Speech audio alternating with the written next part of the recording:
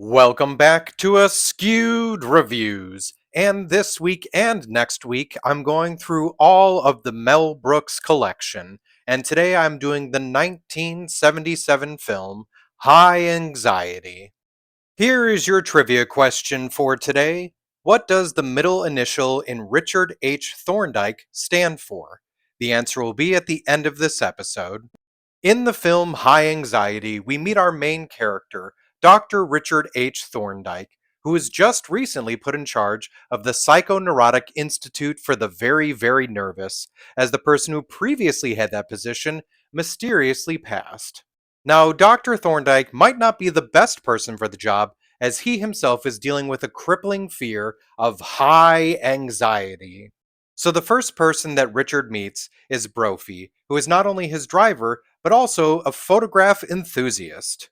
He also soon meets Dr. Montague and Nurse Diesel, who have been running the Institute until Dr. Thorndike arrived.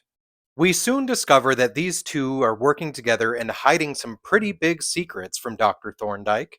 But Richard does soon discover some clues that are given to him by Victoria Brisbane, who claims to be the daughter of one of the patients at the Institute. So, will Dr. Thorndike discover the truth? And even if he does, will he live to regret it? So, this movie was directed and co written by Mel Brooks. The film is specifically a tribute to Alfred Hitchcock's films, and it contains references to around 20 of them. Mel Brooks actually gave Alfred Hitchcock a private screening of the film. Hitchcock walked out at the end without saying anything. Brooks feared that he hated it. Days later, Hitchcock sent Brooks a congratulatory case of wine, knowing that Brooks was a wine connoisseur, and had a note saying, "Splendid, I wish I had done it."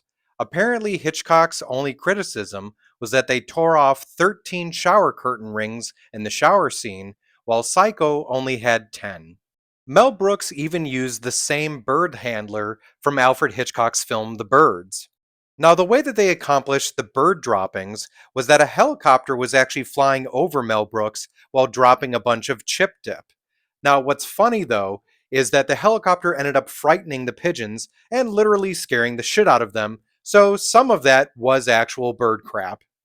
The character of Richard Thorndike was originally supposed to be portrayed by Gene Wilder, but unfortunately, due to some scheduling issues, he was unable to do so. So Brooks reluctantly played the character, even though he was already being the director, writer, producer, and doing a few other things as well for the film. When Brooks is singing the song High Anxiety, he's essentially doing a Frank Sinatra impression. Madeline Kahn, who is a common collaborator with Mel Brooks, comes back to play the character of Victoria Brisbane. Also, what's funny is, due to the fact that Louis Vuitton was very fashionable at the time, that's why her dress and the car have that pattern. Another returning actress who commonly works with Mel Brooks was Cloris Leachman, who played the character of Nurse Diesel. Also, it was Leachman's idea to have the mustache hairs added to her character.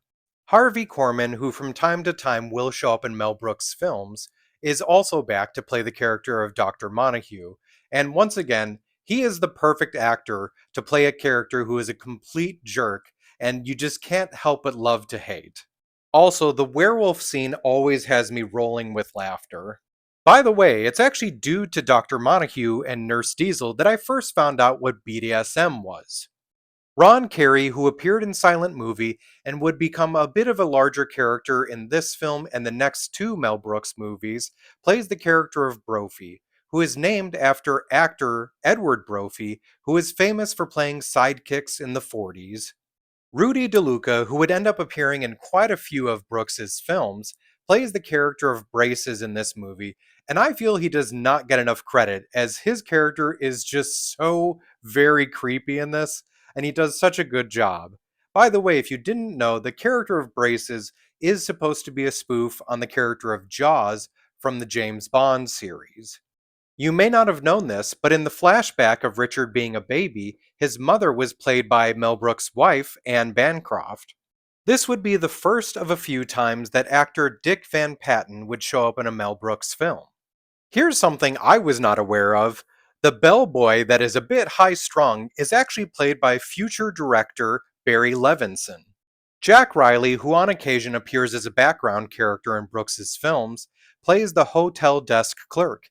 Now, something that's interesting is, I didn't know this. Jack Riley is the voice of Stu Pickles for the Rugrats series. Speaking of voiceover actors, Howard Morris, a pretty well known voiceover actor, played the character Professor Little Omen. In the film, the real Arthur Brisbane was played by Albert Whitlock, who was actually Hitchcock's special effects man on several of his films. One more thing involving Alfred Hitchcock, he actually suggested a scene that never made it into the film. Thorndike would leap onto a ferry and get away from an assassin, only to find out the ferry is arriving and not departing. This ended up not being used, though, as it would have been too expensive. In case you were curious, the entire movie of High Anxiety was filmed in California. So when it comes to the film High Anxiety, I absolutely love this one. It's such a great homage to all of the classic Alfred Hitchcock movies, and Mel Brooks does such a good job of just spoofing all of it. So I'm going to give this one a 4 out of 5. Now, if you like this film, other movies I recommend checking out are Dead Men Don't Wear Plaid, The Silence of the Hams, Wrongfully Accused, and Scary Movie. Now it's time for the trivia question from the beginning of this episode. What does the middle initial in Richard H. Thorndike stand for? So the H ended up standing for Harpo, as apparently his mother was a huge fan of the Marx Brothers. Some people were curious if the H at any point was going to stand for Hitchcock, but that was apparently never an idea that Brooks had. I hope you enjoyed this episode of Askewed Reviews, and if there's a movie you'd like to see get a review, just mention it in the comments.